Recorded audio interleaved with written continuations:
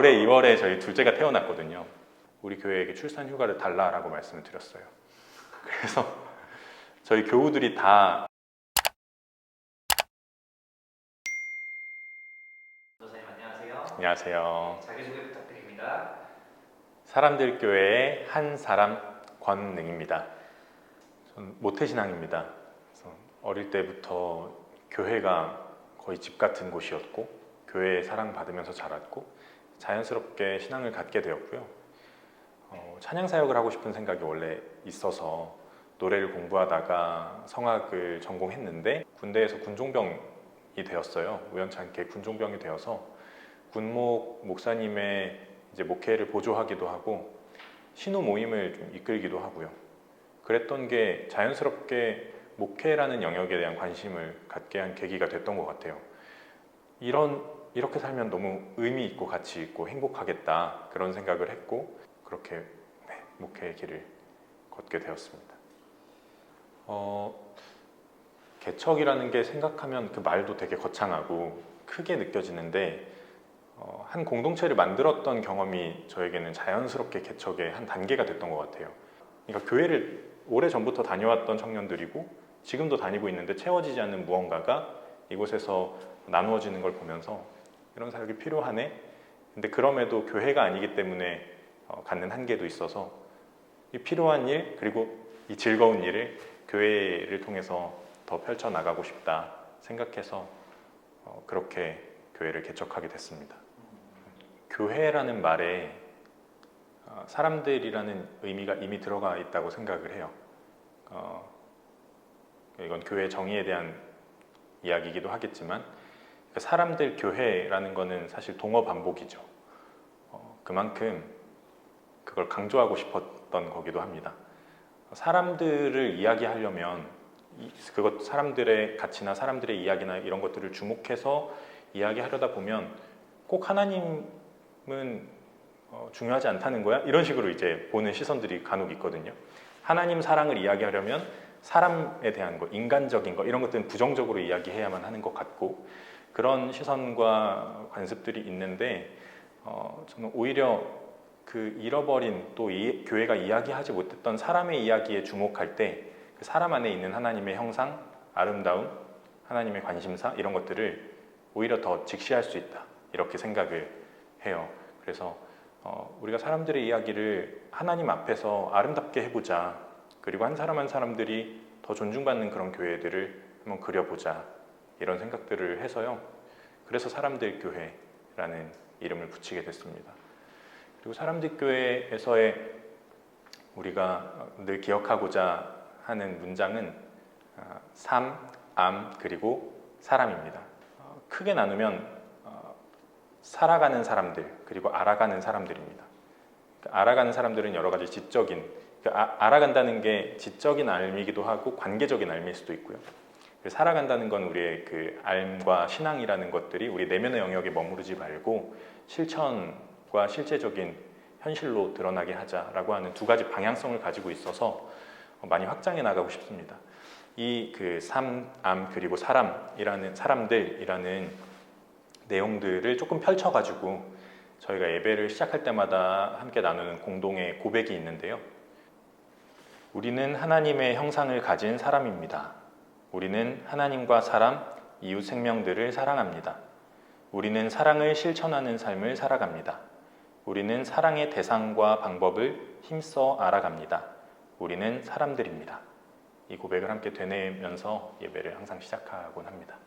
더 좀 기억에 남고 특별했던 건 그 다음 주예요. 두 번째 주일에 두 번째 예배 때 같이 마인드맵을 그리면서 우리가 어떤 교회가 됐으면 좋겠는지 그런 교회에 대한 기대들, 그림들을 좀 나누는 시간들을 가졌거든요.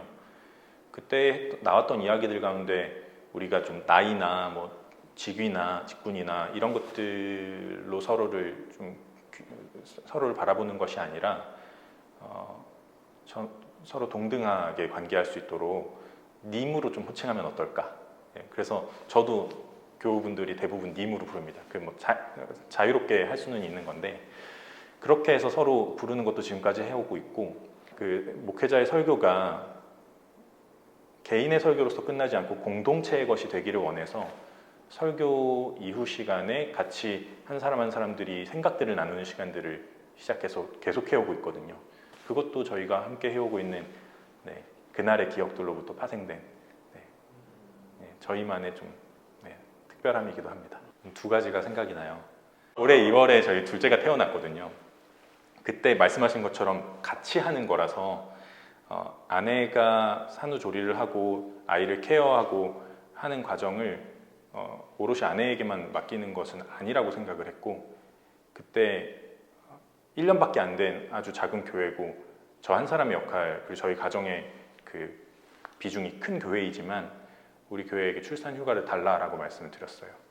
그래서 저희 교우들이 다 흔쾌히 그렇게 허락을 했고, 그때 저는 모임을 쉬게 되면 이 작은 교회에 너무나 큰 타격일 거라고 생각을 했거든요. 근데 교우들이 똘똘 뭉쳐서 그 기간을 채워줬어요. 안 모이지 않고 같이 회의를 해서 어느 교회를 좀 탐방을 해보자 라고 해서 매주 다른 교회에, 배우고 싶은 교회에 가서 예배를 드려줬습니다. 저희 교우들이 그렇게 해서 공동체를 유지해 주었고,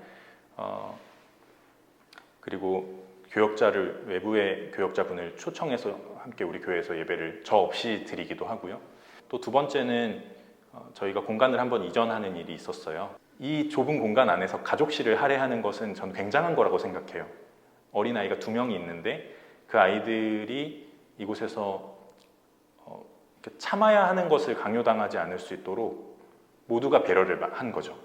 그래서 많은 공간을 떼어주고 우리가 함께 다 있을 수 있고, 물론 예배 중에 옵니다. 아빠를 보기 위해서 오고 뭐 하고 하지만 그런 것들 다 모두가 양해해 줄 수 있는 그런 공동체이고, 그래서 그런 것들을 나누는 과정, 같이 페인트 칠하고 기자재 옮기고 같이 꾸미고 하는 그 과정, 그리고 중간에 이 공사 중이어서 공간 같지 않은 그냥 뭐 이렇게 포대 깔아놓고 그렇게 예배드리는 그 기억 되게 오래 남을 것 같습니다.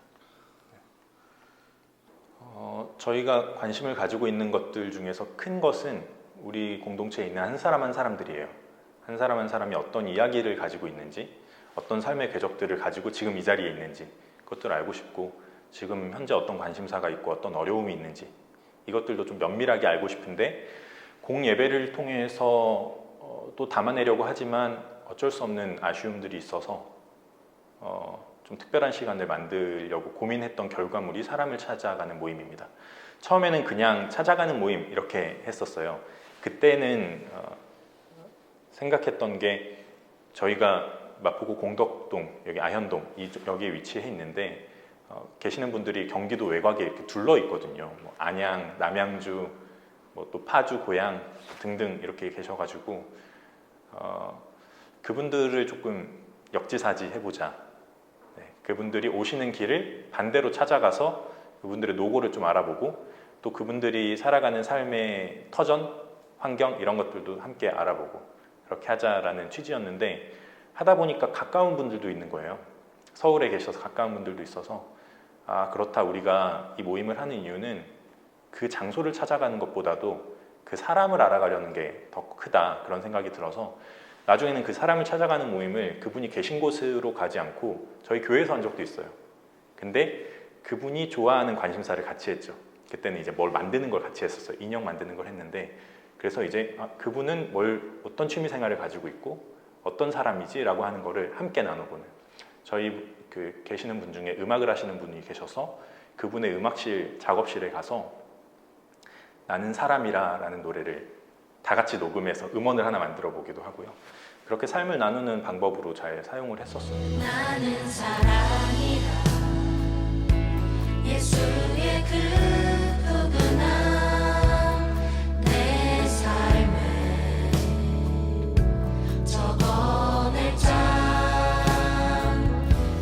저희 활동 중에서 책 읽는 사람들이라고 또 이름 붙인 게 있거든요. 같이 책 읽고 더 넓게 보면은 알아가는 사람들에 속할 것 같은데, 거기서 읽었던 책 중에 환대와 구원이라는 책이 있었어요. 같이 읽었는데 거기서 다루는 내용 중에 예수님께서 여셨던 식탁에 대한 이야기가 있었습니다. 예수님께서 항상 그 사회의 범주 바깥에 있는 사람들과의 식탁을 여셨고 세리와 뭐 죄인들이라고 불렸던 사람들과 교제를 하셨는데, 그래서 예수님께서 얻으셨던 별명이 먹고 마시기를 탐하는 자였잖아요. 그게 되게 멸칭이었지만 우리는 그 식탁이 굉장히 위대하다고 고백을 하는데, 그 이유는 사회에서 죄인이라고 불리는 사람들, 또 사회로부터 차별을 받는 사람들, 이 사람들이랑은 교제하고 싶지 않아 라고 말하는 사람들과 함께 하기를 선택했던, 그러니까 사회의 거룩이라는 범주에 도전하셨던 예수님의 거룩하심이라고 생각해요. 그런 식탁으로부터 영감을 얻어서 우리도 해보자 이렇게 했습니다. 한 신학자는 그 예수님의 공동 식사가 그 당시 사회에서 말하는 하나의 사회적인 위계 그리고 지배 구조, 이것들의 정면으로 도전한 하나님의 나라의 질서를 선포한 행위라고 이렇게까지 말을 하더라고요. 우리도 우리의 특별한 식탁을 만들 수 있을까? 예수님의 그 환대와 따스함을 담아낸 식탁을 만들 수 있을까? 그런 마음을 가졌고요. 처음에는 이제 저희들 안에서 누리는 그런 따스함, 그런 교제의 식탁이 될 것 같아요. 그런데 더 나아가서는 추후에는 우리랑 다른 사람들, 또 우리 바깥에 있는 사람들을 초대해서 함께 나누는 환대의 식사로 펼쳐나가고 싶은 마음이 있고요. 또 다르게는 저희가 식사를 마련해서 식탁을 들고 누군가를 찾아가는 모임이 될 수도 있겠다. 그러니까 저희 구성원이 아니라 바깥에 식사를 필요로 하는 사람들, 환대와 따스한 손길이 필요한 곳에 식탁을 마련해서 예수님의 마음으로 다가갈 수도 있겠다. 이런 생각들도 좀 그려보고 있습니다. 어찌 보면은 너네 모여서 밥 먹고 뭐 맛있는 거 먹고 그게 뭐 거룩한 거야? 그게 무슨 교회에서 해야 될 모임이야? 이렇게 생각할 수도 있지만 저희는 그것들이 변화를 만들어 나갈 수 있다라고 기대를 해보는 거죠. 우리가 지금 당장 만나지 못하지만 만나고 싶은 사람들을 좀 소개하고, 예를 들어서 어려움을 겪고 있는 어떤 국가가 될 수도 있고 어떤 뭐 특정 사회 계층이 될 수도 있고 해서 소개하면서 좀 이야기를 그들에 관해서 우리의 마음이라도 좀 다가갈 수 있는 그런 이야기로 삼아볼 수도 있겠다라는 생각이 들고, 초기에는 그렇게 할 수도 있겠다는 생각이 들었고요. 그 다음에는 정말 아까 말씀드린 것처럼 움직이는 식탁이 되거나 초대하는 식탁이 결국은 되어야 이 취지를 좀 달성하는 게 아닐까, 이런 생각이 듭니다.